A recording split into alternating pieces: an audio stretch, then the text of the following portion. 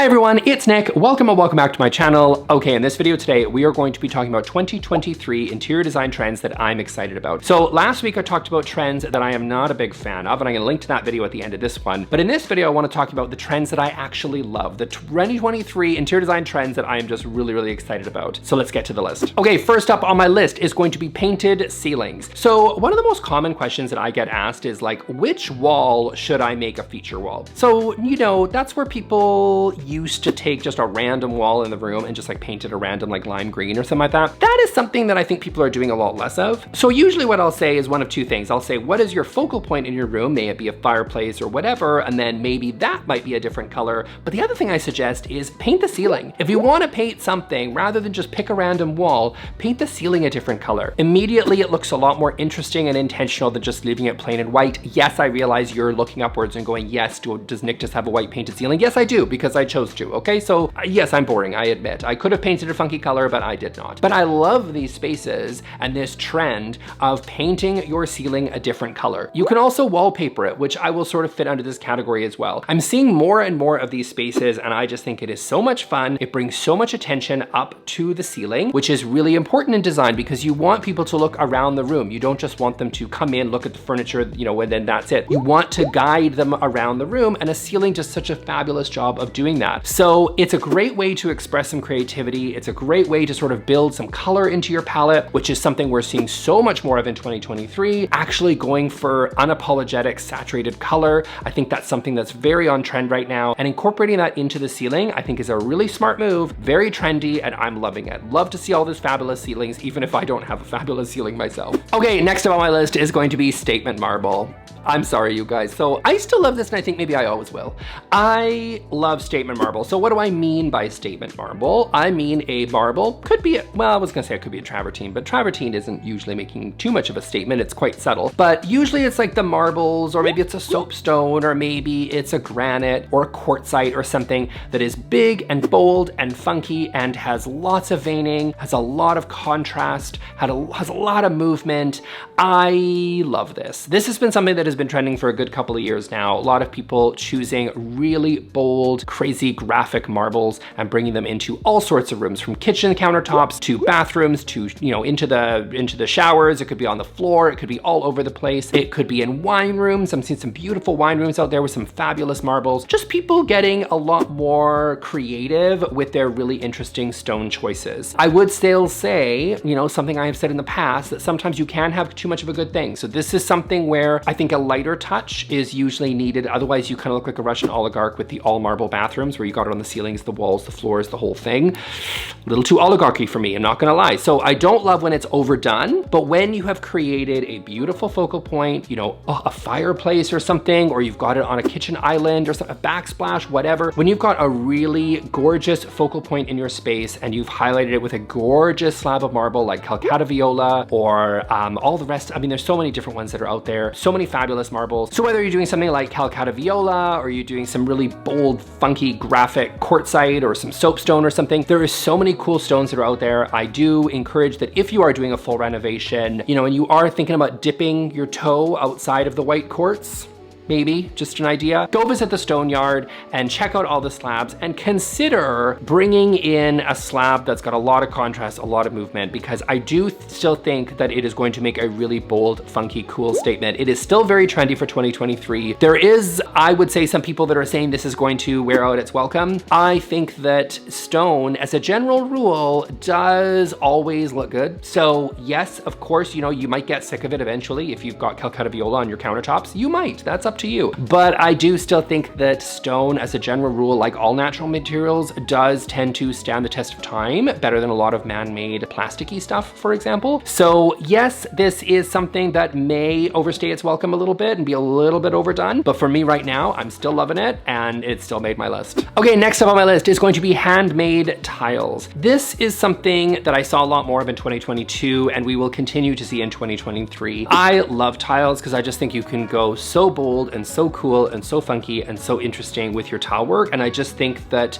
these handmade tiles are everywhere. So I think especially for smaller spaces where you're not going to get a whole ton of square footage, the handmade tiles are going to give you sort of an organic textural feel, but not necessarily as expensive as you think, right? Like I think a lot of people look at these and they balk at the price tag because, you know, some of it is ridiculous. Some of it is like 80 to 100 bucks a square foot or something, which is a little over the odds. But a lot of that tile is, you know, going to be a little bit more expensive than a basic subway, for example. But if you're only doing something like, say, like a shower niche or something like that, if you're only doing something like maybe a backsplash behind your vanity or something, and you're only doing it maybe, you know, about 6 inches high or something like that, there might not actually be that much tile there. And so yes, the material cost is going to be more expensive to go with something a little bit more handmade, but I do still think that you can get some bang for your buck there, especially if you're not really doing a ton of tiles in something like a bathroom. But these tiles are everywhere. Again, they give like a really interesting sort of handmade textural quality, which makes it feel very lived in and vintage without being vintage. You know what I mean? Like it's just got that sort of organic nature to it that you're just not going to get from some sort of basic manufactured tile. Not that there's anything wrong with that either, but I do think that the handmade ceramic tiles, especially like the Zlige tiles and stuff, are just so beautiful, and they are very, very cool and come in all sorts of different colors. Even though the sort of beige, neutral, monochromatic ones have been the most popular, there's still lots and lots and lots of cool ones and funky ones that are out there that I think are really worth considering. I don't see this as a trend that's going to die down anytime soon because it fits in with a lot of interior design styles that are really popular right now. Whether you're going for something like a new traditional space, something a little bit with more vintage, I think this works there.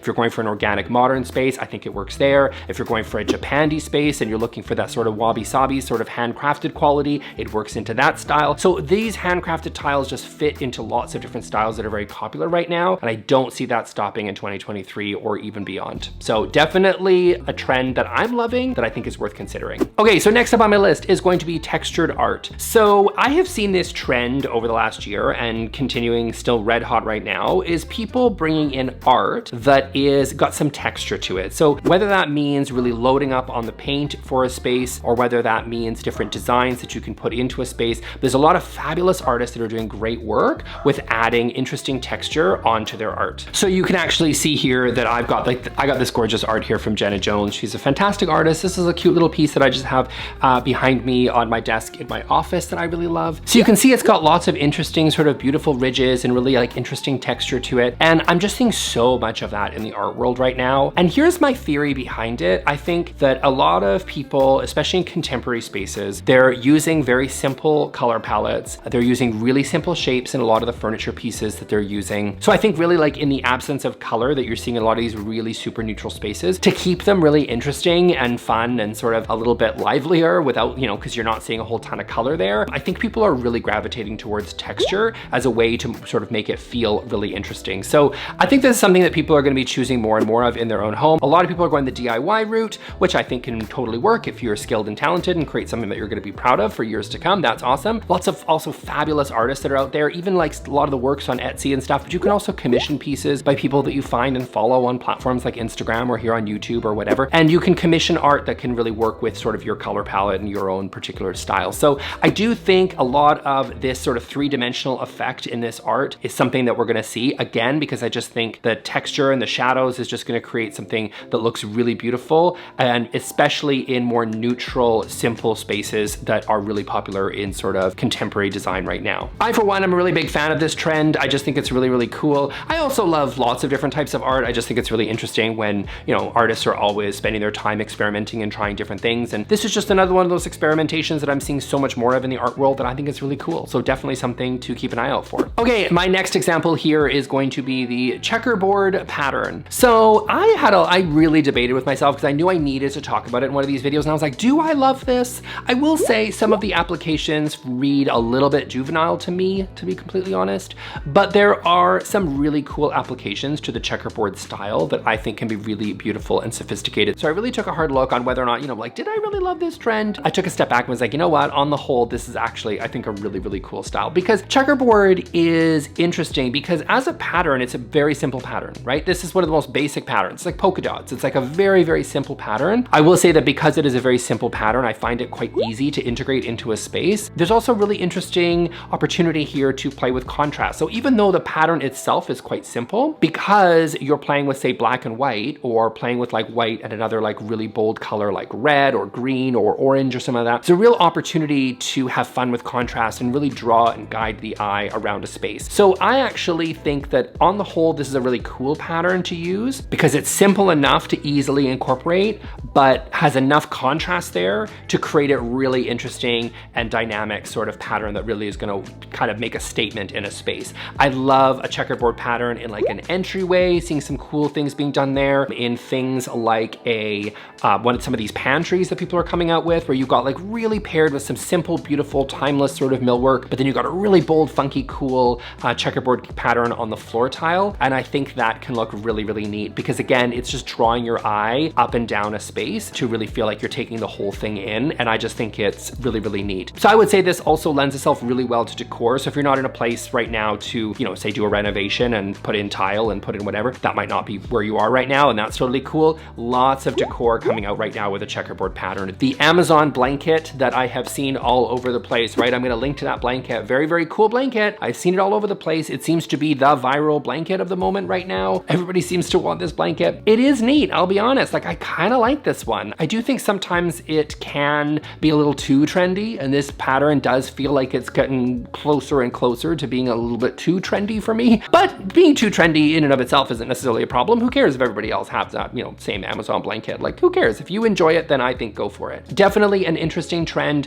one to keep an eye on. You know, patterns like this every once in a while become really, really super popular. Chevron was popular several years ago, right? And now I think it's time for the checkerboard pattern to enter the limelight. And we're gonna see a lot more of it in 2023. And overall, I'm pretty happy about it. Okay, so that's it for me for today, you guys. I hope you really enjoyed this video. First of all, I wanna thank my patrons for supporting me over on Patreon. If you would like to, there's a link down in the description. And also I'm gonna link here to my video on 2023 interior design trends that I am not excited for. So if you want me to go a little bit more negative than I did in this video, check that one out. So I'll see you all in the next video. Thanks a lot, bye.